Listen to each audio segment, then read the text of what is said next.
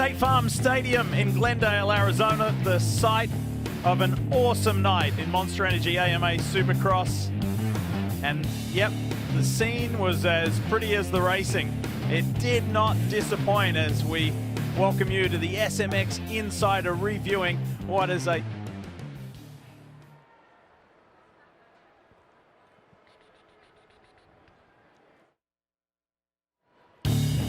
State Farm Stadium, Glendale, Arizona. What a sight, the colossal stadium.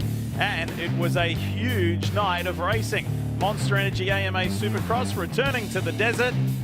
Oh yes, welcome to the SMX Insider post-race show from this wonderful night. Lee Diffie and the GOAT, Ricky Carmichael. The action was thick and fast as the track was. Super entertaining. It was a hard-packed track.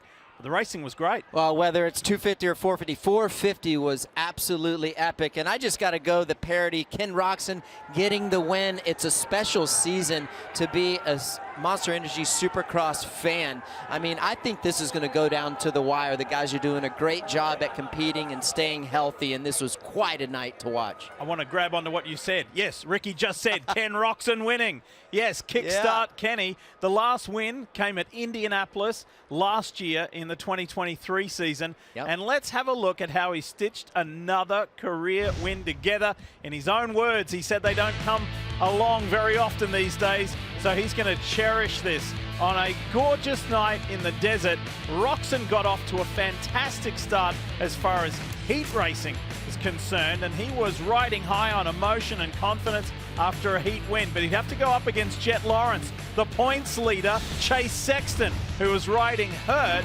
But in the main, look to the left of your screen, and the start that Roczen got was fantastic. Yeah, that sneaky line right there on the inside. He did it perfectly. Ken is so good at this. And I'm going to tell you right now, man, he was absolutely going for it. He's so good at the beginning of the races. But watch this move by Cooper Webb. He's going to use up all the track on the rookie, Jet Lawrence. Jet almost loses it, gets back on course. Jet Lawrence laughed at himself for that move, but he said it wasn't too expensive. It wasn't all that bad. This wasn't great for Aaron Plessinger. Yeah, the cowboy going down. I mean, in the worst spot, but that's a trap corner right there. Easy to crash there. He was running second. He was flying. He was feeling good. So too was Cooper Webb early on as he does a little hip and shoulder on Vince Freezy. Yeah, he was making up a lot of passes early on. Watch this case by Jet Lawrence. I cannot believe he saved that. He did the same thing in his heat race. That was a heck of a save. I love this drone in this stadium tonight. That was just fantastic. The overhead views. And look at this, Jet Lawrence. He just kept working his way back through the field methodically. And that was what he described as a respectful move on Eli Tomac. Gave him plenty of room. Listen closely when I say if that was for the lead, you could possibly say that was a changing of the guard, but it wasn't. So it was not a changing of the guard. Gutsy ride from Chase Sexton, that injured left hand, he hung tough. But Ken Roczen styled it up with a heat win and a main event win. That ties him with Cooper Webb for 10th all-time with 22 career wins. Jason Anderson and Jet Lawrence, they congratulate him. They congratulate each other for a Roczen, Anderson, Jet Lawrence podium. Fantastic stuff. Kickstart Kenny. Add him to the growing list of winners this year. Yeah, we still got more. We got Jason Anderson. We got Eli Tomac, plenty capable of wins. Good stuff. Yep, riders still looking to put their name on that winners list. There's the snapshot of the second page from an eventful night in Glendale, Arizona, but one that will be remembered by this huge crowd for Roczen victorious. Let's hear from him. Thank you, Lee. And here with the man now. He was just watching the highlights with me. How good is it to reflect on that now, Ken? See you cross the checkers there and know, first win of 2024. Great stuff. You know what? I've been wanting to win for so long just so I can throw a fat whip over the finish line jump. I'm super tired of the freaking, fist bump boner air that everybody always does. So I just wanted to throw a big whip. But no, I'm still trying to take this whole race in. Like, it just was a dream of a race. I don't know if I got the whole shot, but just leading from front to finish. And I just was hyper-focused, not make a mistake, and to take it home, pull a little gap, control it. Like, like I said, I haven't won that much and I don't win that much anymore. So to do this for my team and me, it's a next level feeling that's really hard to describe. So talk about the team and the work that's going on. Obviously, last year was the first year. Is kind of like almost somewhat of a passion project for everybody. But then you found your feet. You realized that you were in it and you were able to win. So what's the mindset for this year? Is there kind of pressure to make that repeat? No, because I know when I'm comfortable on the bike that I'm capable of winning or getting on the podium and doing good. So I was super comfortable. We came into this year in a way different spot. We made a super hard push again coming into the season for a couple weeks and did a lot of testing. And we made it a little bit better, but you have to go through so many hours of testing just to gain that little bit of percentage. And lately I haven't done any changes, just kind of kept it the same. And if I struggle on this track a little bit, I want to make the adjustment. It's easier for me to do that than having to deal with new settings or clickers or whatever. So I just like to make the adjustment as long as I'm in a good window. So I've just been really comfortable on the bike, and that's why I've been riding super confident, and been getting podiums, and now this win, and hopefully we can continue on the streak of getting on the podium more frequently, and hopefully close the gap just a little bit more to the front. It's a long season and anything's possible. I think you got a lot of support here. I'm going to say there's a few guys cheering for you out there as we go. As we're going by.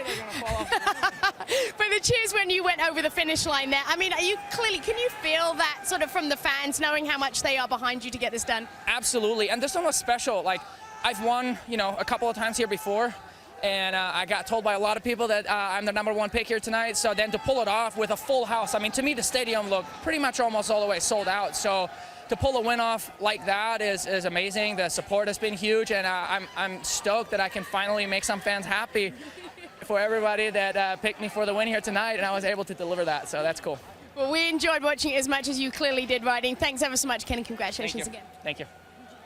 Let's just remind you that Ken Roczen became the 5th different rider tonight from 6 rounds thus far to come away with maximum points. That's how tight, that's the variety, the parity, however you want to describe it, of this 2024 Monster Energy AMA Supercross season. Incredible. So it's like, hey, pick a rider. Yep. Who's going to win from week to week? The unpredictability has been the big calling card of this season. Yeah, I love it. The fans absolutely love it. He's embracing it, and it's great to see. The sport needs it. So let's show you what the points look like. After those opening 6 rounds, before this weekend off, Jet Lawrence gets back into the lead where he was after A1, and now boasts a 6-point lead over Chase Sexton. Yeah, there you go. So tight right there, and I love it. I mean, we are in for a fantastic season, perhaps the best in history. It is doing that right now, so a lot to look forward to after this weekend off.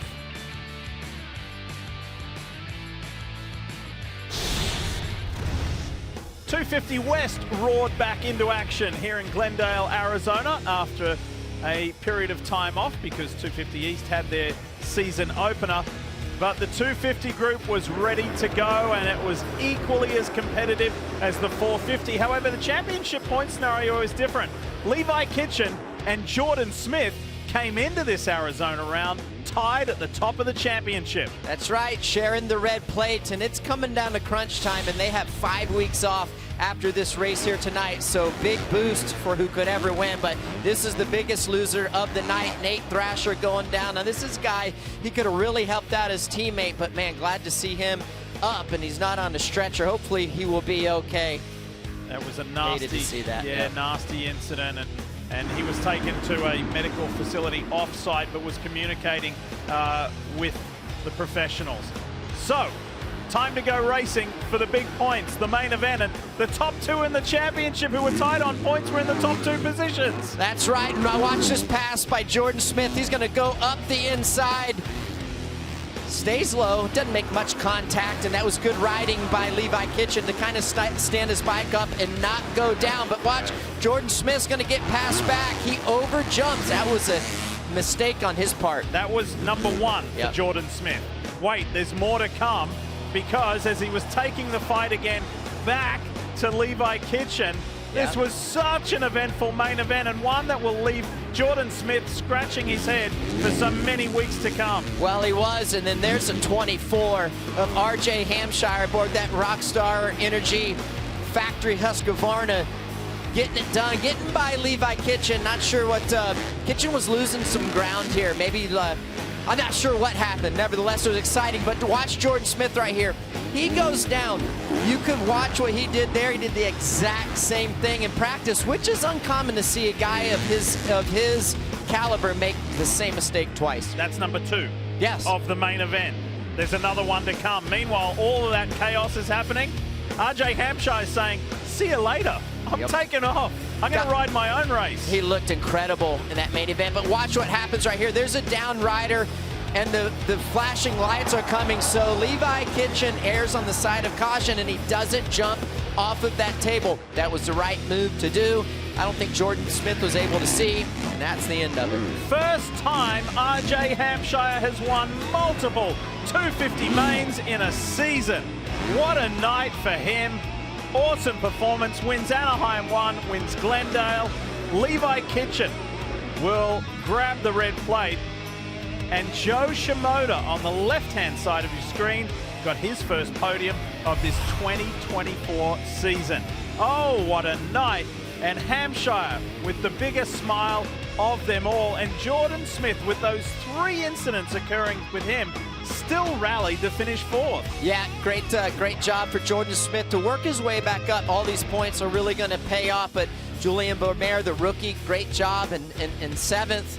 Mitchell Oldenburg had a good run. See Nicoletti in there, Wageman, Yoder, Mumford showed us a lot today as well. Garrett Marchbanks at one point in the race was as far back as 10th, and he fought his way forward for a top 5. So it was an eventful night in 250 competition, which gives us and leaves us, remember, what is it, a 5-6 week break for 250 West? They'll be thinking about and looking at these points a lot. There you go, right there. 4 points back, Jordan Smith. 5 points back, RJ Hampshire. That is going to be the points battle right there. Oh, yes. It's all to play for. Yep. So how does that break work? Like, is that a good thing? Do they lose their focus, or it's a nice break and a good rest? Yeah, I think it's a good thing for a guy like RJ Hampshire. I think it's important to win the race when you have a long break like that. I think it's not going to hurt anyone or help anyone. I don't feel like the 3 true championship contenders, I think the biggest thing for them is try to improve on maybe where they're behind, get them a little bit more comfortable, but they're also going to have to focus on the motocross championship as well, try to fit in some testing and performance on their bike for that as well. So I think overall, just try to stay safe. Big deal for the manufacturers, the manufacturer championship that is, and both classes 250 and 450 contribute to the points haul. Yamaha boasts a 10-point advantage over Kawasaki at the moment, over Honda, who is a further 18 points back. So Yamaha, Kawasaki, Honda at the moment, but we're still early on as far as this 2024 championship is concerned, but 250 West actually are halfway through. I want to show you something during the 450 main that involves championship leader Jet Lawrence. Check out this as he falls a little short. Crunch, but he was able to get away with that. Let's talk more about that section and this track with Jason Thomas. JT? So I'm standing right in front of the triple jump where Jet Lawrence had a couple of really close calls tonight. We're trying to figure out mid-race what was going on. Why did he keep coming up short? And I think I figured out why. Now, if you look at the run-up to that jump and how slippery it was, I mean, we're down to almost like concrete conditions, full blue groove. So he was just getting a lot of wheel spin and wasn't getting the drive that he was looking for. And I think he was just rushing it a little bit. So it's one of those things, the track dries out throughout the day. It changes throughout the main event. And if you're not careful, you can have some really close calls just like Jet Lawrence did in the main event.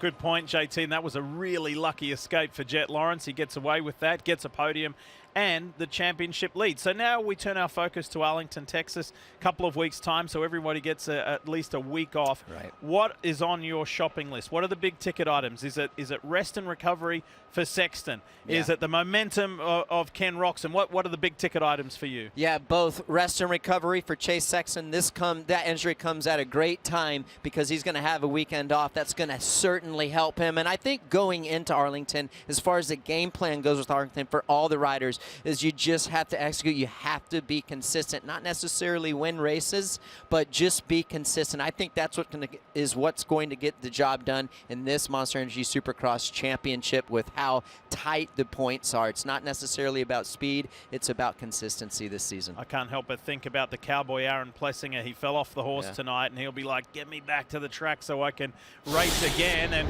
we will race again as we check out the Yamaha track map for Arlington in 2 weeks' time. Look at there. Hey, 90-degree start. We saw what that was like at Detroit. Riders be aware, especially the 250 guys and 450 guys. Man, a lot happening right there. Much more condensed racetrack right here. Much different than how it was tonight here in Glendale. So a lot of great racing. Normally Arlington really puts on a great performance. Only one set of whoops, so that's going to be helpful for the guys who maybe aren't that good in the whoops. And this is how you can watch, as always, each and every round. All 31 are live on Peacock all the way through. There will be also a broadcast on CNBC. That's on Sunday, February 25, 1 a.m. Eastern, so an encore presentation there. Don't forget, outside the United States, the SMX Video Pass, and of course more than 106 countries getting the broadcast in Spanish. And the race weekend in Arlington is Military Appreciation Weekend. Can't say thanks enough to a really loud and passionate and enthusiastic crowd of SuperMotocross fans here in Glendale, Arizona. You can see them there in the background. What a night for RJ Hampshire. What a night for one of the veterans and crowd favorites, Ken Roczen. They're celebrating this night in the desert. Thanks for watching. We'll see you in Texas.